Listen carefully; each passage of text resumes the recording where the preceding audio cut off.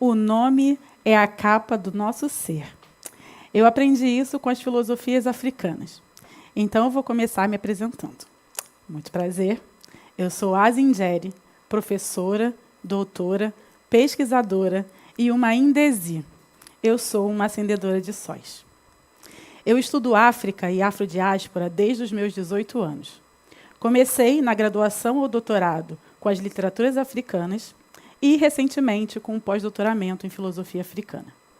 Foram nessas andanças por África e suas diásporas que eu conheci a filosofia Bakongo ou filosofia Kindesi, que é uma filosofia banto dos povos Bakongo, da região que a gente conhece como Congo e Angola, mas que a gente também vê materializado aqui nas práticas de terreiro de matriz africana, como candomblé e umbanda.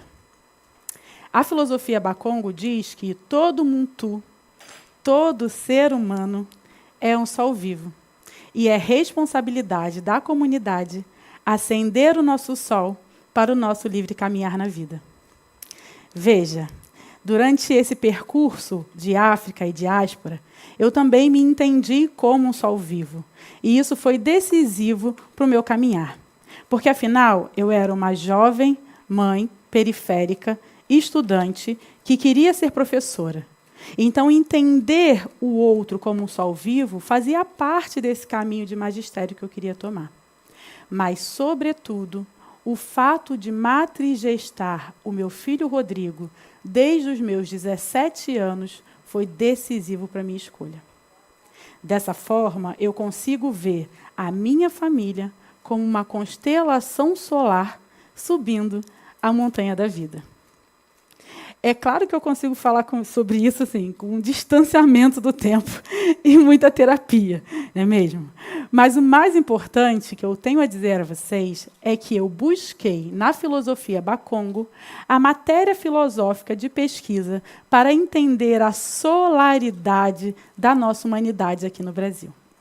E foi assim que eu cheguei à pesquisa de reflexões artístico-filosóficas sobre a humanidade negra, em que eu tinha um desafio, que era saber a quantas andam o brilho do nosso sol, nós, afro-brasileiros, aqui no Brasil.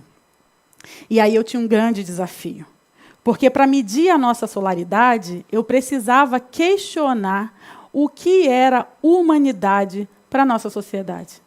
E, de alguma forma, eu tive que ir pensar sobre o Ocidente, porque, afinal, o Brasil não é Ocidente, mas ele performa uma categoria ocidental de América Latina. De forma que eu vou explicar para vocês o que é Ocidente rapidamente. Ocidente é um fenômeno de ser e estar no mundo, é uma forma de ser e estar no mundo, que é essencialmente anglo-europeia. Entretanto, por causa do capital e, sobretudo, da indústria cultural, criam-se sociedades ocidentalizadas, justamente como a nossa. Então, é importante também dizer que o Ocidente ele possui 3 pilares básicos.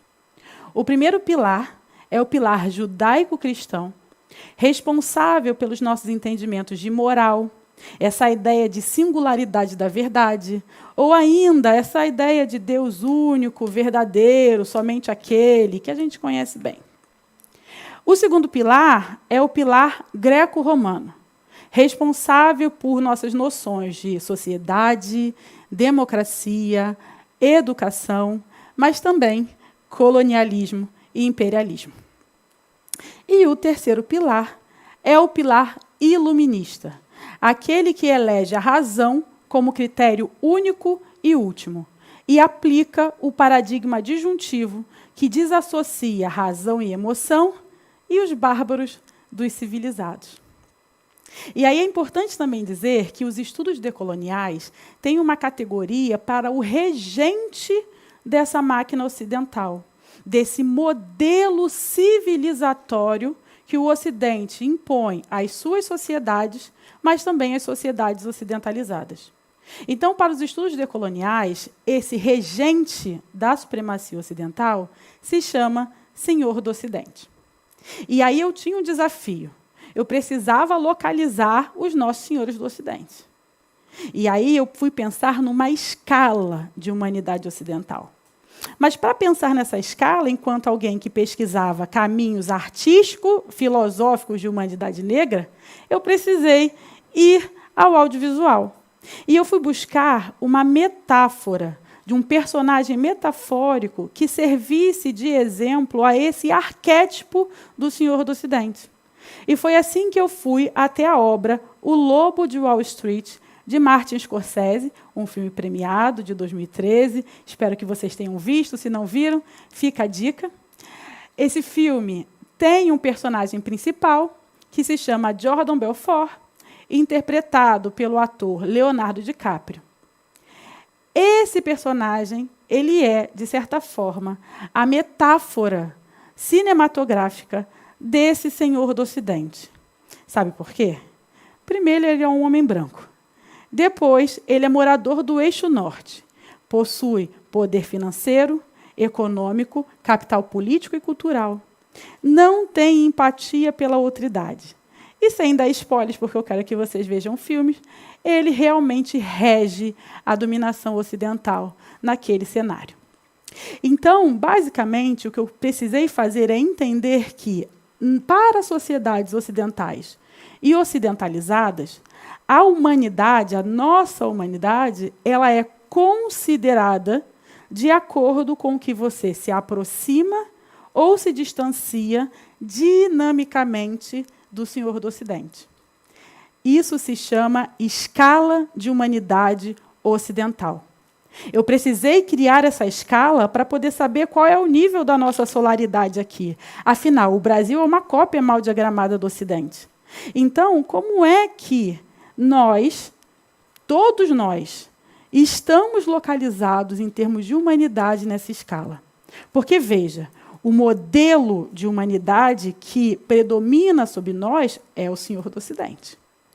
E todos nós vamos subindo ou descendo nessa escala de acordo com o nosso gênero, a raça, nosso poder econômico, financeiro, a cultura que partilhamos, o território que vivemos, a língua que falamos. Esses são só alguns exemplos dos fatores que te jogam para cima ou para baixo nessa humanidade e que, sobretudo, reconhece ou não a sua humanidade, a sua solaridade. E aí, é importante dizer para vocês que o Brasil também tem os seus senhores. Vocês conseguem perceber quem são os senhores do Ocidente aqui? Aquelas pessoas que têm um modelo de verdade única, de Deus único, sexualidade única, família única. E aí é interessante também entender que esse cenário, que também é imposto a nós, porque, como eu falei, nós somos uma sociedade ocidentalizada. Nós vivemos na lógica do Ocidente. Só que a nossa sociedade aqui no Brasil, ela é composta por 108 milhões de afrodescendentes, o que nos faz ser a maior diáspora africana do mundo. Vocês sabiam disso?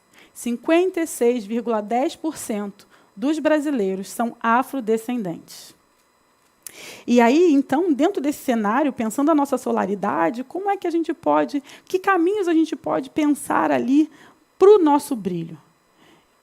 Diante desse desafio, eu precisei me perguntar como é que nós, afrodescendentes, nos tornamos afro-brasileiros. E aí eu fui até uma socióloga afro-americana chamada Marim Bani e o seu conceito de Maafa. Vocês sabem o que é Maafa?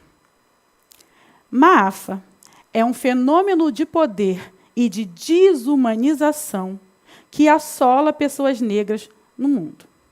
Ele começa com a invasão ao continente africano para fins de dominação, passa pelo sequestro, encarceramento, volta na árvore do esquecimento, embarque, travessia, desembarque, leilão, escravidão, pós-escravidão, favelização, guetificação e, atualmente, o genocídio negro com seus múltiplos tentáculos.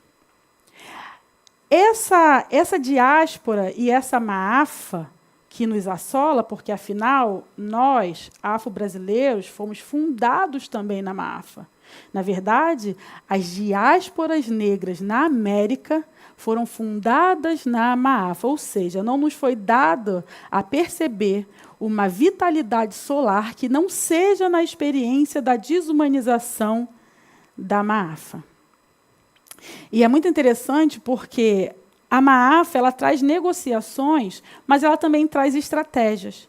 Então, é bem possível que pessoas negras que estejam me ouvindo consigam identificar a desumanização do estado da maafa, essa praxis nos interstícios das nossas relações de desumanização social, nós conseguimos identificar tanto nas nossas trajetórias, quanto na trajetória das nossas famílias. Mas o mais importante nisso tudo é que nós também conseguimos identificar quais foram as nossas estratégias e ferramentas de resistência, permanência e continuidade. Porque, veja bem, a maafa ela também é fundada a partir de um barco. Porque, veja, o barco dos nossos ancestrais desembarcaram no Brasil. Mas esse barco poderia ter desembarcado em qualquer território da América. E aí nós seríamos afro-americanos, afro-chilenos, afro-cubanos, afro-argentinos, por que não? Mas não, somos afro-brasileiros, porque o nosso barco, o barco dos nossos ancestrais, desembarcou aqui. E aí é interessante observar a maneira como os nossos ancestrais chegaram. Eles chegaram para a desumanização da maafa, portando o corpo, a palavra e o conjunto filosófico-cultural, ético e estético. E são essas as ferramentas utilizadas por nós, afrodiaspóricos na América, nos últimos 500 anos, para resistir à desumanização do estado da maafa. Dentre essas ferramentas, chegou a filosofia Bakongo, a arte de ser um sol vivo. E essa filosofia é praticada desde então aqui, por nós, porque é uma filosofia que nos lembra que o principal é ter fé na vida. E que a nossa humanidade ela é inegociável. Não tem recorte, não tem exceção e não tem porém.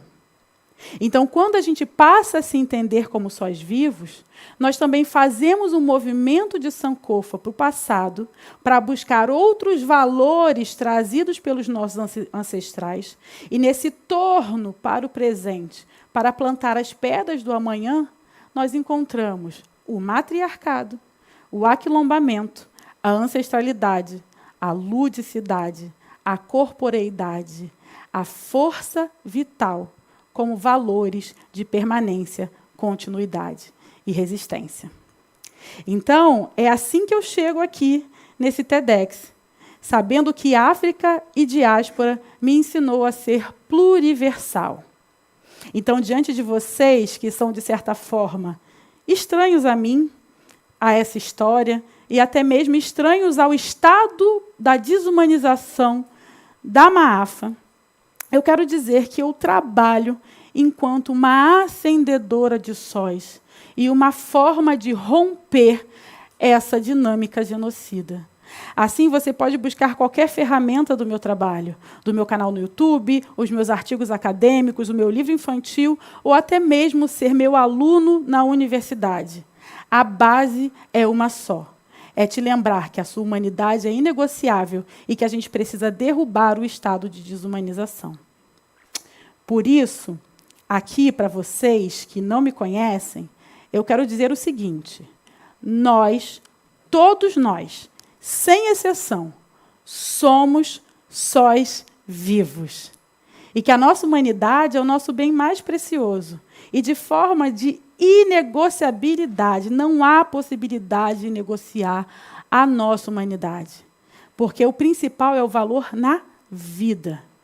E eu quero dizer a vocês que a arte de acender o sol do outro é para todo mundo. E que a nossa maior responsabilidade da vida é justamente brilhar. Então, brilhem. Obrigada.